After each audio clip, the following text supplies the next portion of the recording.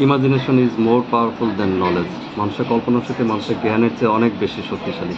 আজ থেকে প্রায় 200 বছর আগে জুল ভার্ন তার বৈজ্ঞানিক কল্পকাহিনী বইয়ের মধ্যে সিসিটিভি, সাবমেরিন, দ্রুতগতির উড়োজাহাজে করে সমস্ত বিশ্ব অল্প সময়ের মধ্যে ভ্রমণ করা এসব ধারণা দিয়ে গিয়েছিলেন। তখনকার দিনে এসব কল্পনা করাও ছিল দুঃসাধ্য ব্যাপার। অথচ তিনি কল্পনা শক্তি ব্যবহার করে সুন্দরভাবে নিখুঁতভাবে সাবমেরিন, সিসিটিভি, উড়োজাহাজের বর্ণনা দিয়ে গেছেন এবং এরকম আরও অনেক বৈজ্ঞানিক যন্ত্রপাতির বর্ণনা দিয়ে গিয়েছেন। তো আমি এখন আমার কল্পনা শক্তি একটু ইউজ করি।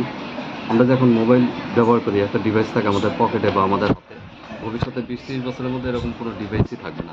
আমরা চোখের ইশারায় এবং হাতের ইশারায় বাতাসে ডায়াল করব, যাকে আমরা ডায়াল করব বাতাসের মধ্যেই তার কণ্ঠ ভেসে আসবে এবং আমরা তার সাথে বাতাসে কথাবার্তা বলতে পারবো, কোনো ডিভাইস লাগবে না। এবং আমরা যে ইউটিউবে ভিডিও দেখি তখন এরকম বাতাসের মাধ্যমে আমরা সিনেমা, নাটক, গান সবই দেখতে পারবো। আর যার সাথে আমরা ভিডিও কলে কথা বলবো তার চেহারা এরকম বাতাসের মধ্যে ভেসে আসবে এবং তাকে আমরা দেখতে পারবো, সে আমাদের দেখতে পারবে। কোনো রকম মোবাইল আমরা এখন যেমন পকেটে ইউজ করি এরকম মোবাইল থাকবে না।